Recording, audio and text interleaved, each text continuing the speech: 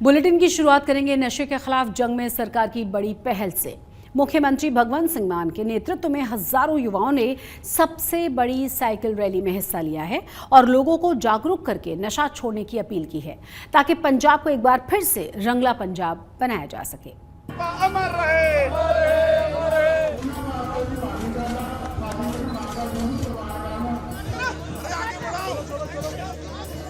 कि सेवा देश की जिंदड़ी बड़ी औखी गल्लां करनियां ढेर सफलियां ने जिन्ना देश सेवा विच पैर पाया उन्हां लख मुसीबतां चलियां ने। आ गल करतार सिंह सराभा जी ने लिखी सी जेड़ी के भगत सिंह ओदी फोटो दे पिछे लिख के रखदा सी। ये शेर अपनी जेब च पा के रखदा।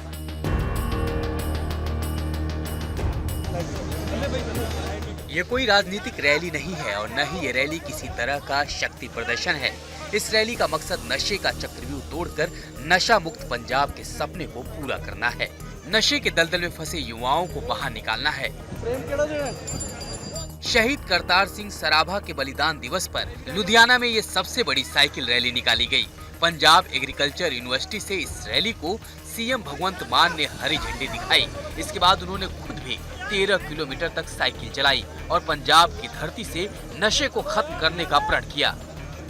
साइकिल रैली है एक सिंबॉलिक है, पर साइकिल रैली का मतलब यह है कि पंजाबी जाग पे, पंजाबी हुणे खत्म करनगे इस अलामत नूं। कल्ली पुलिस नहीं कर सकती, ये लोगों के सहयोग तो बिना नहीं हो सकता। आओ सारे मिलके आपां पंजाब नूं दोबारे रंगला पंजाब बनाइए। और मैं यही कहूंगा की होया जे पतझड़ आई, की होया जे पतझड़ आई, तू अगली रुत विच यकीन रखी, मैं लब के लियाना कितों कलमा, तू फुल्लां जोगी जमीन रखी।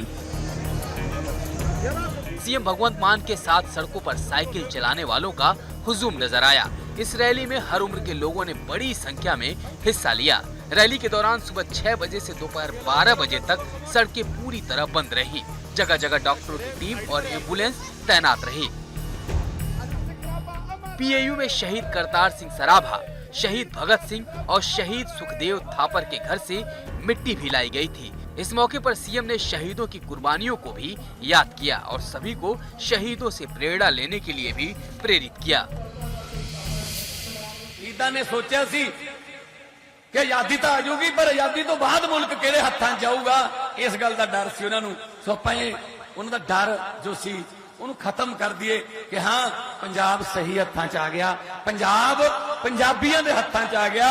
हुण असीं अपना घर समझ के इनू साफ भी करना है, जिवें आपां घर नूं साफ करदे हां, घर च कोई गंद मंद ना पवे, घर चों कूड़ा चकदे हां, रोज सवेरे झाड़ू लाउने, शाम नूं झाड़ू लाउने। इसे तरह ही आपां पंजाब नूं अपना घर समझ के इनू साफ रखिए, कोई दुश्मन घर दे विच आवे ना, इस गल ते सावधान रहिए। घर जिहड़ा वो तरक्कियां करे, चुल्हे बलदे रहन, चिराग जलदे रहन। रैली का समापन पीएयू के फुटबॉल मैदान में करीब 11 बजे हुआ, जिसके बाद सम्मान समारोह हुआ। साइकिल रैली में हिस्सा लेने वालों को प्रमाण पत्र और मेडल दिए गए। इसके अलावा 151 प्रतिभागियों को साइकिल दी गई। पंजाब में नशा सबसे बड़ा मुद्दा है और नशे का चक्रव्यूह तोड़ने के लिए ये साइकिल रैली सीएम भगवंत मान की बड़ी पहल है, जिसके जरिए लोगों को जागरूक किया गया। आज तक ब्यूरो।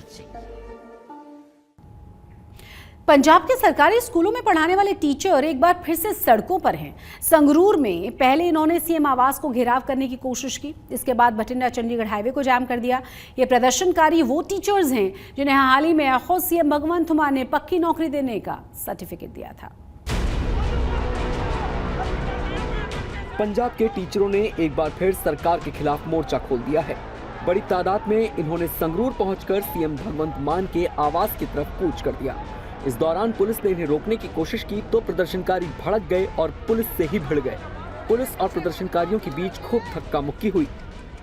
संगरूर में पंजाब के मुख्यमंत्री भगवंत सिंह मान के घर के बाहर कच्चे अध्यापकों का प्रदर्शन आप देख सकते हैं। भले ही पंजाब सरकार की ओर से दावा किया गया था कि पंजाब भर में जो कच्चे अध्यापक हैं उनको पक्की नौकरी पर रख लिया गया, लेकिन पिछले 150 दिनों से संगरूर में पानी की टंकी के ऊपर चढ़कर एक अध्यापक जो प्रदर्शन कर रहे थे, उनके साथी हैं जो 8,736 जो एक यूनियन है वो लोग पिछले लंबे समय से प्रदर्शन करते आ रहे हैं। आप देख रहे हैं कि सरों की पगड़ियां उतर चुकी हैं और मुख्यमंत्री की घर की ओर आगे जा रहे थे। जो मांग रहे हैं कि मुख्यमंत्री के साथ समा मिले, जिसको लेकर पुलिस के साथ इनकी खूब धक्का मुक्की होती हुई इस समय नजर आ रही है।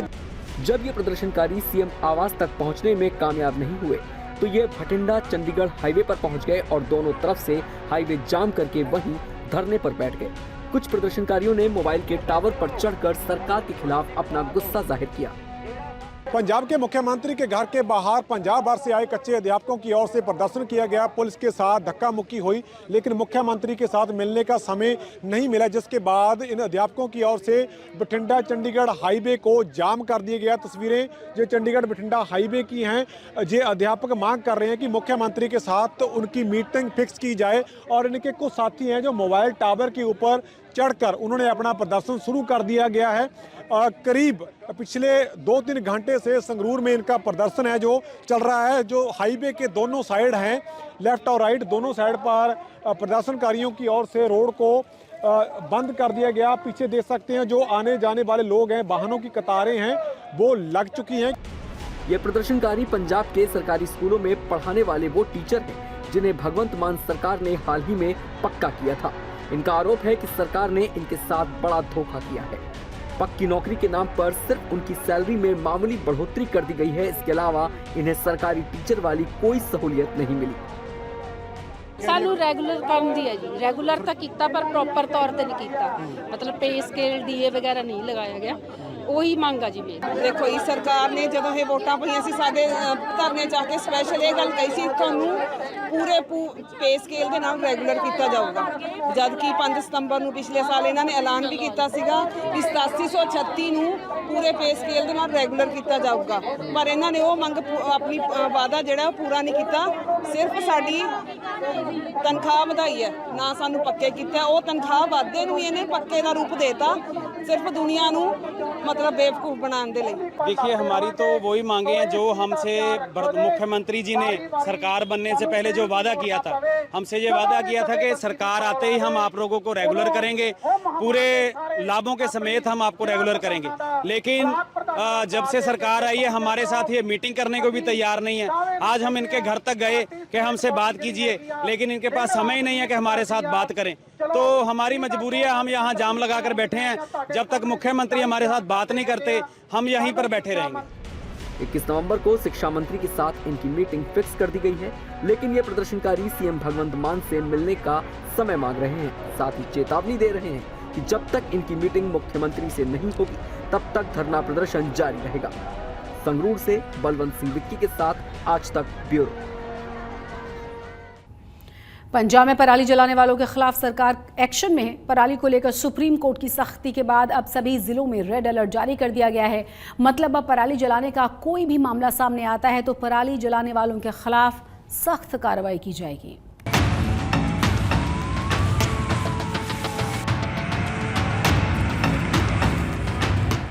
पंजाब में पराली जलाने वालों की अब खैर नहीं, क्योंकि सुप्रीम कोर्ट की सख्ती के बाद पूरे पंजाब में अधिकारी जबरदस्त एक्शन में हैं।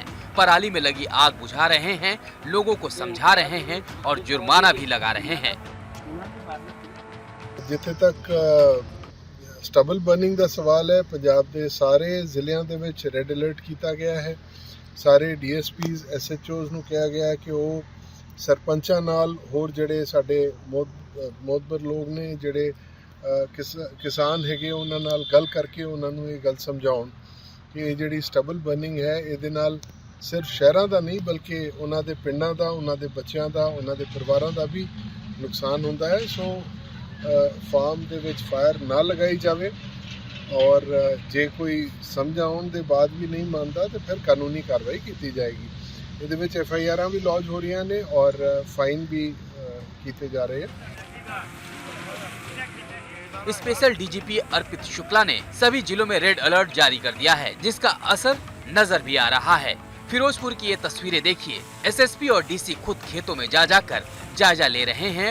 जहां धुआं नजर आ रहा है वहां पहुंचकर पराली में लगी आग बुझवा रहे हैं। फिरोजपुर में गांव-गांव घूमकर अधिकारी इस तरह लोगों को समझा रहे हैं और पराली जलाने के नुकसान गिना रहे हैं। ਪੂਰੀ ਮਿਹਨਤ ਕਰ ਰਿਹਾ ਹੈਗਾ ਵੀ ਪਰਾਲੀ ਨੂੰ ਅੱਗ ਨਾ ਲੱਗੇ। ਅਸੀਂ ਅਵੇਅਰ ਵੀ ਕਰ ਰਹੇ ਹਾਂ ਜਿੱਥੇ ਦੇ ਕਿਸਾਨ ਮਿਲਦੇ ਨੇ ਵੀ ਅੱਗ ਨਾ ਲਾਈ ਜਾਵੇ, ਤੇ ਮੈਨੂੰ ਆਸ ਹੈ ਵੀ ਆਉਣ ਵਾਲੇ ਟਾਈਮ ਦੇ ਵਿੱਚ ਜਿਹੜੀ ਇਹ ਲੋਕਾਂ ਵੱਲੋਂ ਪਰਾਲੀ ਨੂੰ ਅੱਗ ਨਹੀਂ ਲਾਈ ਜਾਊਗੀ, ਇਹਨੂੰ ਸੰਭਾਲਿਆ ਜਾਊਗਾ, ਕਿਉਂਕਿ ਪਰਾਲੀ ਦੀ ਸੰਭਾਲ ਦੇ ਨਾਲ ਸਾਨੂੰ ਆਮਦਨ ਵੀ ਹੁੰਦੀ ਹੈ, ਸਾਡੀ ਜ਼ਮੀਨ ਵੀ ਬੰਜਰ ਹੋਣ ਤੋਂ ਬਚਦੀ ਹੈ, ਤੇ ਸਾਡਾ ਜਿਹੜਾ ਵਾਤਾਵਰਨ ਹੈ ਉਸ ਵਿੱਚ ਪ੍ਰਦੂਸ਼ਣ ਨਹੀਂ ਪੈਂਦਾ ਹੈਗਾ। ਤੇ ਮੈਂ ਯਕੀਨ ਨਾਲ ਕਹਾਂਗਾ ਤੇ ਫਿਰ ਅਪੀਲ ਕਰਾਂਗਾ ਸਾਰਿਆਂ ਨੂੰ ਵੀ ਉਹ ਪਰਾਲੀ ਨੂੰ ਅੱਗ ਨਾ ਲਾਉਣ।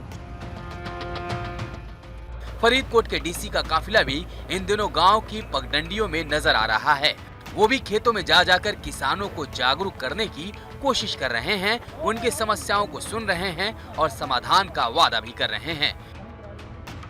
पिछले कई दिनों तो सिविल प्रशासन, पुलिस प्रशासन पिंडा विच दौरे कर रहा हैगा। करीब 100 से ज़्यादा टीमें पिंडा विच घूम रही हैगी, नोडल क्लस्टर ऑफिसर, सुपरवाइजर्स। ਆਪਾਂ ਇਹ ਕੋਸ਼ਿਸ਼ ਕਰ ਰਹੇ ਕਿ ਲੋਕਾਂ ਨੂੰ ਦੱਸਣ ਕਿ ਪਰਾਲੀ ਨੂੰ ਆਗ ਨਾ ਲਗਾਈਏ, ਤੇ ਕਾਫੀ ਸਾਰੇ ਸੁਪਰ ਸੀਡਰ, ਹੈਪੀ ਸੀਡਰ ਜਿਸਕੇ ਰਾਹੀਂ ਬਿਨਾਂ ਪਰਾਲੀ ਨੂੰ ਆਗ ਲਗਾਏ ਖੇਤੀ ਹੋ ਸਕਦੀ ਹੈਗੀ, ਅਸੀਂ ਮੁਹੱਈਆ ਕਰਵਾਏ ਹੋਏ ਹੈਗੇ ਪੰਚਾਇਤਾਂ ਨੂੰ, ਕੋਆਪਰੇटिव सोसाइटीज़ ਨੂੰ। फिलहाल पंजाब में पराली जलाने को लेकर जबरदस्त एक्शन नजर आ रहा है, लेकिन हकीकत ये है कि तमाम कोशिशों के बावजूद भी पराली जलाने की घटनाओं पर ब्रेक नहीं लग पा रहा है। खेतों में उठता ये धुआं हवा में घुलकर लोगों का दम घोट रहा है। बीते 2 महीनों में पराली जलाने की घटनाएं 30,000 का आंकड़ा पार कर गई हैं। हालांकि पिछले कुछ सालों की तुलना में पराली जलाने की घटनाएं कम तो हुई, लेकिन अभी भी ये आंकड़ा काफी ज्यादा है। हवा की गुणवत्ता लगातार खराब हो रही है, फिर भी खेतों में पराली जलाने का सिलसिला जारी है। हालांकि इसके पीछे किसानों की अपनी मजबूरियां भी हैं। किसान की कारण किसानों तो मिलता ही कुछ नहीं, किसानों तो हम कह भी पर्चा का डरावा मिलने लग गया, और तो कोई ही नहीं, और कोई ना किसान को कोई इलाज है, कणक बीजनी पू अग्गा तो लगणगी, फिर होर की है। सुप्रीम कोर्ट का भी फैसला मानते हैं, ते नैशनल ग्रीन ट्रिब्यूनल का भी फैसला मानते हैं। सरकार सारा प्रबंध करे, ਉਹਦਾ हल करे, ਤੇ नहीं किसान कोई पराली ਨੂੰ ਅੱਗ नहीं ਲਾਉਂਦਾ। ਜਦੋਂ ਪ੍ਰਬੰਧ नहीं ਹੁੰਦਾ ਤਾਂ किसान ने ਮੂਰੇ कणक बीजण ਦਾ सारा, एक तो ਇਹ ਸਰਕਾਰਾਂ ਨੇ पाबंदी लाती भी है, इस तरीक तो पहला झोना नहीं लगन देंदे। पराली जलाने के मामलों में बढ़ोतरी से सरकार की चिंता बढ़ गई है। यही वजह है कि सरकार ने भी सख्ती बढ़ा दी। पंजाब के सभी जिलों में रेड अलर्ट जारी कर दिया गया, लेकिन किसानों की बातों से साफ है कि जब तक सरकार की तरफ से पराली को लेकर कोई पुख्ता इंतजाम नहीं किया जाता, तब तक पराली जलती रहेगी। आज तक ब्यूरो। अब बात करेंगे उत्तराखंड में सुरंग में फंसे हुए मजदूरों की, क्योंकि 5 दिन बीत जाने के बावजूद भी अब तक उत्तरकाशी में सुरंग में फंसे मजदूरों को बाहर नहीं निकाला जा सका। लेकिन सुरंग में फंसे हुए एक मजदूर की आवाज़ सुनाई दी है, जिसमें वो खुद को बाहर निकालने की गुहार लगा रहा है। उस मजदूर के सही सलामत होने से उम्मीद की किरण जगी है कि सभी 40 मजदूर सुरक्षित होंगे। मजदूरों को निकालने के लिए क्या प्रयास किए जा रहे हैं और अभी के हालात कैसे हैं, जानने के लिए इस रिपोर्ट को देखिए।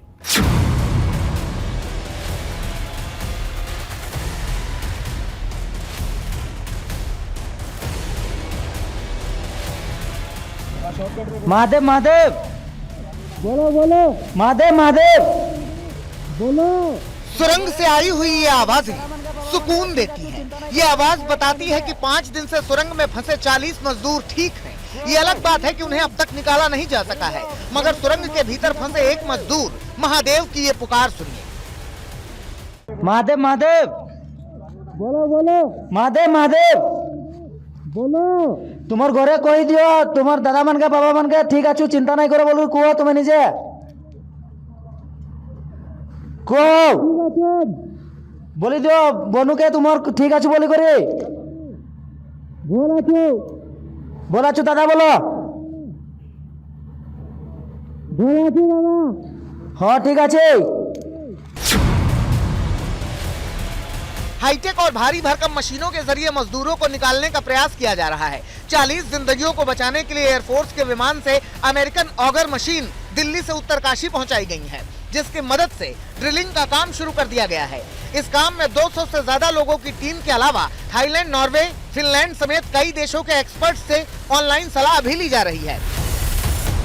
सिलक्यारी सुरंग में फंसे 40 मजदूरों को निकालने के लिए जो मिशन शुरू किया गया है उसका 5वां दिन है। इस 5वें दिन भी सफलता के नाम पर बस इतना है कि नई तकनीक है, नई मशीनें हैं और उसकी शुरुआत हो गई है। लेकिन ये मिशन भी अपने आप में बेहद मुश्किल है। वीके सिंह यहाँ पर जो मंत्री हैं वो आए, उन्होंने कहा 2 से 3 दिन का बफर टाइम हम लेके चल रहे हैं, क्योंकि इंस्टॉलेशन से लेकर के पेनिट्रेशन, पाइप की फिटिंग, वहाँ तक पहुँचना, ड्रिलिंग, बोरिंग और ये बड़ी बड़ी मशीनों का इस्तेमाल, इन सब में समय लग सकता है।